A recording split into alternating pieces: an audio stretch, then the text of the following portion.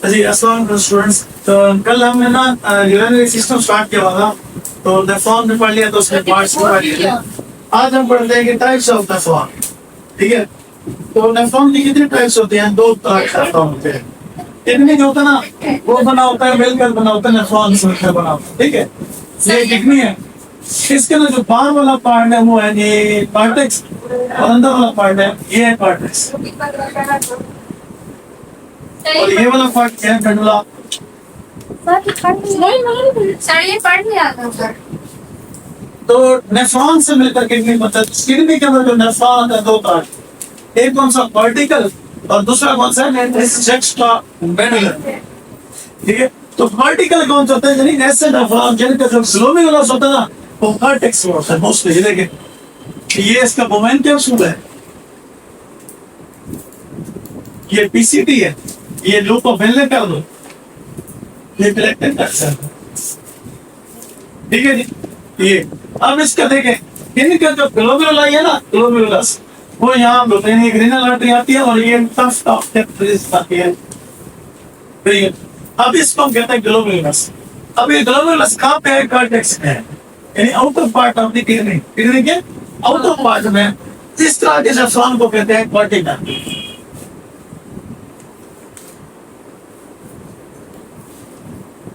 क्या डेफिनेशन लिखोगे? The nephron in which the glomeruli, ज्यादा होता है glomeruli, एक होता है glomerulus, is present at the outer surface of the kidney or in a cortex. तो ये तकरीबन 85% जो नेफ्रॉन होता है ना, वो कार्डिकल होता है। ठीक है, बाकी कितने परसेंट बच जाएंगे? बाकी 15%। तो 15% का ना, ये जो होता है ग्लोमेरुलाई, वो ना होते कार्टेक्स में, लेकिन नियर टू द मेडुला होते हैं यहाँ इसका। तो यहाँ पे होंगे ये जो कार्टेक्स है ना, ऐसे ये ग्लोमेरुलाई होगा इधर। ये अब ये देखो, ये जो है ना, ये मेडुला है, नियर टू मेडुला। ये outer surface of the cortex है, ये inner surface of the cortex, near to medulla. तो जब नियर लफ्ज आ जाता है उसको कहते हैं जक्स्टा। जक्स्टा का मतलब होता है near. Juxta medullary, juxta medullary nephron, यानी ऐसे nephron that glomerulus is present near to the medulla. लेकिन या inner surface of the cortex, जो outer surface of the cortex होती है, यहाँ पे अगर ग्लोमेरुला आ जाते हैं तो वो कार्टिकल, और ग्लोमेरुलस यहाँ पे आ जाता है कहते हैं जक्स्टा। और ये कितने परसेंट होते हैं? ये भी इसका मतलब किडनी जो होते हैं ना, जो नेफ्रॉन को पता होता है, इसमें नेफ्रॉन दो तरह के होते हैं। ऐसे नेफ्रॉन जिनका जो ग्लोमेरुलस होता है आउटर पार्ट पे हो, वो होते हैं कार्टिकल नेफ्रॉन, और ऐसे नेफ्रॉन जिनका जो ग्लोमेरुलस इनर इधर हो, उसे क्या कहते हैं? जक्स्टामेडुलरी नेफ्रॉन। ठीक है, और इस किडनी का काम क्या है, फंक्शन क्या है? किडनी का काम है जी यूरिन बनाना। क्या बनाना? यूरिन। तो किडनी क्या बनाते हैं जी? यूरिन बनाते हैं। तो हम पढ़ते हैं कि यूरिन ये कैसे बनाते हैं, और यूरिन में कौन कौन सी चीजें होती हैं। तो यूरिन जो है ना, यूरिन एक फ्लूइड है ना, यूरिन फॉर्मेशन। यूरिन एक फ्लूइड है। कलर कौन सा होता है इसका? येलो। येलो। अच्छा, एक लड़की है, उसका नाम है अंबा। अंबा तो येलो होता है, लेकिन मतलब ऐसी चीज बिल्कुल येलो ना हो, जब उसके ऊपर लाइट पड़े तो उसमें से चमक लगे, ऐसे येलो जैसे कलर, इसे कहते हैं amber. Amber is yellowish fluid. ठीक है, और ये यूरिन बनाता कौन है? Made by the kidney. क्या? Made by kidney. और कहां से? From blood filtration. From blood filtration. तो इसके प्रोसेस है कुछ कि कैसे किडनी का ना वो यूरिन बनाता है। तो हम क्या कर रहे हैं, एक नेफ्रॉन को बनाते हैं। ये है हमारे पास मोमेंटम सूल, पीसीटी। ठीक है, loop of वेलने,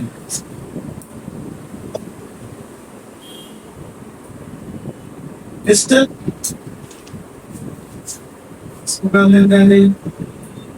collect and done, ये यूरिन है, ठीक है। अब देखिए यहां से आता है रीनल आर्टरी, चलती ये रीनल आर्टरी, या रीनल आर्टरी एक गुच्छा बनाती है। इस टफ्ट को क्या कहते हैं? ग्लोमेरुलस। क्या कहते हैं? ग्लोमेरुलस। और ये फिर यूं चली जाती है, उसके बाद ये एक ब्लड वेसल बन जाती है नॉर्मल तरीके से। अब देखिए ये है एफरेंट आर्टेरियोल्स, ये है ग्लोमेरुलस, ये इफरेंट आर्टेरियोल्स। ये का मतलब इफरेंट आर्टेरियोल, इसके अंदर होता है ब्लड। अच्छा, ब्लड में जो पहला स्टेप है यूरिन की फॉर्मेशन का, उसको कहते हैं ग्लोमेरुलस फिल्ट्रेशन। जी से मुराद क्या? ग्लोमेरुलस फिल्ट्रेशन, यानी जो ब्लड आता है उसके अंदर वेस्ट प्रोडक्ट और हर चीज होती है। पहला स्टेप ये होता है कि हर चीज इधर आ जाएगी। ग्लोमेरुलस से कहाँ आ जाएगी? Women's capsule. इस तरह क्या आ जाएंगे? इधर आ जाएगा ग्लूकोज, प्रोटीन, इधर आ जाएंगे जी सोडियम, पोटाशियम, हाइड्रोजन, ये सारी चीजें जहाँ आ जाए। क्या आया? ग्लूकोज, पी से प्रोटीन, एन से सोडियम, के से पोटाशियम और एच से हाइड्रोजन। इस स्टेप को क्या कहते हैं? स्टेप 1 क्या? फिल्ट्रेशन। और जो यहाँ बनता है जो चीज, इसको कहते हैं ये है फिल्ट्रेट। प्रोसेस क्या कहलाता है? फिल्ट्रेशन। और जो बनता है जो प्रोसेस है, उसके इन सब चीजों को क्या कहते हैं? फिल्ट्रेट है। क्या ये? इसको कहते हैं ग्लोमेरुलस फिल्ट्रेशन। और जितनी स्पीड से ये बनता है उसको कहते हैं ग्लोमेरुलस फिल्ट्रेशन रेट, GFR। ठीक है, जो चीजें ब्लड के अंदर थी वो यहां से फिल्टर होगी, इधर आ गई। इस प्रोसेस को क्या कहोगे? Glomerulus filtration. जो कुछ यहाँ आया उसको क्या कहते हैं? फिल्ट्रेट। जितनी स्पीड में यहाँ आया, GFR, ग्लोमेरुलस फिल्ट्रेशन रेट। सही है। जितने टाइम में, मतलब 1 मिनट में आ जाए, 1 घंटे में जितना आएगा, उसे ग्लोमेरुलस फिल्ट्रेशन रेट। तो पहला स्टेप तो ये हो, ठीक है। उसके बाद यहाँ जब वो आता है तो यहाँ से ना कुछ चीजें दोबारा एब्जॉर्ब हो जाती है, ठीक है। अब यहाँ से आएंगे सेल में और इस तरह से आएंगे सेल। तो इसमें 2 स्टेप होते हैं। तो दूसरा स्टेप क्या होता है? रीअब्जॉर्प्शन। ट्यूबुलर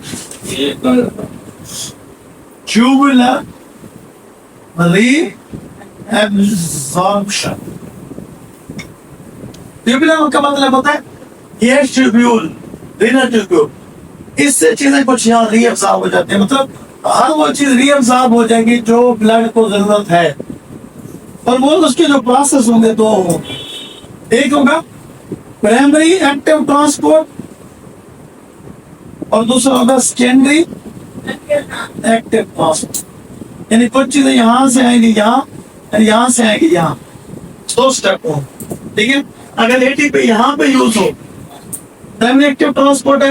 अगर एटीपी यहाँ पे यूज हो तो सेकेंडरी एक्टिव ट्रांसपोर्ट, ठीक है। मतलब यहाँ से क्या जाएगी? सोडियम यहाँ से यहाँ जाएगी, फिर यहाँ चली जाएगी। सारे का सारा ग्लूकोज जो यहाँ आया था यहाँ आएगा, फिर यहाँ से इधर, फिर इधर से। प्रोटीन जो यहाँ आई थी सारी की सारी रीअब्जॉर्ब हो जाती है, ठीक है ना। तो इसका मतलब बहुत सारी चीजें रीअब्जॉर्ब हो जाती है। पहले फिल्ट्रेट होती है, फिर क्या हो जाते हैं? रीअब्जॉर्ब। पहले कुछ चीजें ऐसी होती हैं जो यहाँ फिल्ट्रेट नहीं हो, तो वो यहाँ आ जाएंगे ना, इधर से गुजरते गुजरते, ठीक है। तो वो यहाँ आ गए। इसका मतलब है कुछ वेस्ट प्रोडक्ट यहाँ भी है, तो वो दोबारा से इधर चले जाते हैं। तो इसे क्या कहते हैं? हाँ बच्चे, एक्टिव सिक्रीशन। देखो पहले जो ब्लड आया था इसमें बहुत सारे वेस्ट प्रोडक्ट थे। मैं कह रहा हूँ कि इसके अंदर ना 100 वेस्ट प्रोडक्ट थे। जब वो ब्लड यहाँ पे आया तो 80 यहाँ पे आ गए। ये प्रोसेस क्या है? फिल्ट्रेशन। क्या कौन सी फिल्ट्रेशन? Glomerulus filtration. अच्छा, बाकी यहाँ कितने होंगे वेस्ट प्रोडक्ट? 100 टोटल थे, 80 यहाँ से फिल्टर हो गए, बाकी कितने 20 आगे चले गए। अच्छा ये 80 में से हो सकता है कि 40 जो ना वो क्या हूँ वेस्ट प्रोडक्ट हूँ, बाकी 40 गुड हो, बेनिफिशियल हो, हमारे लिए बेनिफिशियल हो। तो इसका मतलब आगे कितने जाएंगे आप, यहाँ से 80 आ जाएगा, 80 में से 40 कहाँ आ जाएगी यहाँ, और बाकी 40 दोबारा रिअब्जॉर्ब हो गए, ठीक है। और यहाँ से जो 20 थे ये कहते हैं हार्मफुल थे, और हार्मफुल 20 जब यहाँ पहुंचेंगे तो कितना रिअब्जॉर्ब हो गए, तो सॉरी एक्टिवली सिक्रीट हो गए। टोटल कितने थे 100 में से यहाँ कितने आए 80, आगे कितने गए 80 में से बेनिफिशियल कितने हैं, वो क्या चले गए, तो यहाँ पर कितने पहुंचे 40 पहुंचे ना। अब ये जो 20 थे ये भी तो वापस आ जाएंगे, तो 40 और 20 कितने होंगे 60, और 60 कहाँ पहुंचेंगे यूरिन में, कितने पहुंचेंगे। तो इसका मतलब जो यूरिन बनाती प्रोसेस है, क्या क्या प्रोसेस है बताओ, ग्लोमेरुलर फिल्ट्रेशन प्लस क्या कहोगे प्लस देखो 80 प्लस ये इस तरह आया था, ये भी जैसे क्या लिखोगे सिक्रीशन माइनस क्या रीअब्जॉर्प्शन, ये निकाल दो, तो इससे क्या कहोगे तो इससे क्या बन जाता है, ऐसा नहीं देखो 100 आए थे, अब देख लो टोटल थे 100, उसमें से ग्लोमेरुलर फिल्ट्रेशन कितनी हुई, ग्लोमेरुलर फिल्ट्रेशन हुई 80 प्लस सिक्रीशन कितनी हुई 20, और रीअब्जॉर्प्शन कितनी हुई 40, 80 प्लस 100 हो जाएंगे। 100 में से क्या निकाल दो 40, तो कितना हो जाएंगे 60 कहाँ चले गए, तो कितने पास स्टेप है पहला ग्लोमेरुलर फिल्ट्रेशन, दूसरा ट्यूबुलर रीअब्जॉर्प्शन, और उसके कौन से स्टेप होते हैं प्राइमरी एक्टिव और सेकेंडरी एक्टिव, और तीसरा क्या होता है कौन सी एक्टिव स्टेशन। एक्टिव स्टेशन का मतलब यहाँ से चीजें दोबारा ट्यूब में आ, समझ आइए। तो 3 प्रोसेस से बन गुजर के क्या बन जाती है यूरिन, और बाकी ना उसने लिखा है कि कंपोजिशन क्या होती है, तो यूरिन के अंदर क्या होगा पानी सबसे ज्यादा, और क्या होगा कुछ इलेक्ट्रोलाइट होते हैं, सोडियम होता है, पोटेशियम होता है, क्लोराइड्स होते हैं, कुछ क्या होते हैं हाइड्रोजन होते हैं। अच्छा उसके बाद यूरिया होता है, क्रेटिनिन होती है, ठीक है ना, यूरिक एसिड होता है, एंजाइम्स होते हैं, कुछ हार्मोन के मेटाबोलाइट्स होते हैं, कुछ दवाइयों के दवाइयां लोग खाते हैं तो मेटाबोलाइट्स हो सकते हैं, तो ये सारी चीजें होती हैं। कलर क्या होगा इसका यूरिन का, येलो है बाजी अंबर, ठीक है। और इसका कलर थोड़ा फुल येलो भी हो सकता है, फुल येलो हो सकता है, हाँ क्योंकि डिपेंड करता है कि उसके अंदर ना यूरोक्रोम कितना है, अगर यूरोक्रोम ज्यादा तो और ये येलो हो जाएगा, पानी पियोगे और सीजन कर दो तो व्हाइट हो जाएगा, लेकिन वो नॉर्मल नहीं है, नॉर्मल का कलर मोस्टली कितना होता है अंबर यानी येलो, थोड़ा सा इतना येलो नहीं जैसे ये शॉप पर कागज है, थोड़ा कम येलो तकरीबन इस और इसके दरमियान में, ठीक है।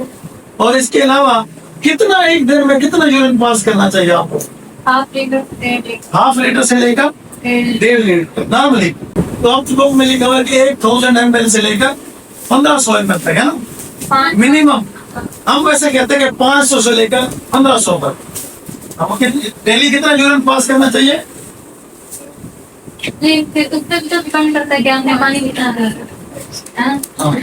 डेली यूरिन जो आउटपुट है ना यूरिन का, यूरिन आउटपुट ये कम से कम होना चाहिए 500 ml और मैक्सिमम होना चाहिए 1500 ml। इससे अगर कम हो जाए तो उसे कहते हैं ओलिगोयूरिया, बीमारी है किसी बीमारी में हो सकता है। अगर इससे ज्यादा हो जाए तो उसे कहते हैं पोलीयूरिया। पोली का मतलब ज्यादा और यूरिया का मतलब ज्यादा यूरिन पास कर रहे हो, और इसको कहते हैं ओलिगोयूरिया, कम यूरिन पास हो रहे हैं, ठीक है। तो इसका नॉर्मल इतना होता है।